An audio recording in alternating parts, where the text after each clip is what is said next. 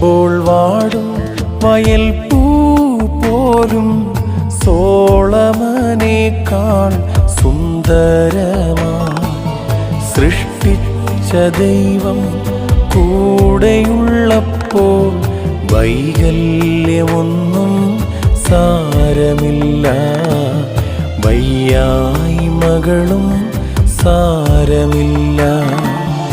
വൈകുമ്പോൾ വാടും വയൽ പൂ പോലും സോളമനേക്കാൾ സുന്ദരമായി സൃഷ്ടിച്ച ദൈവം കൂടെയുള്ളപ്പോൾ വൈകല്യമൊന്നും സാരമില്ല, വയ്യായ്മകളും സാരമില്ല.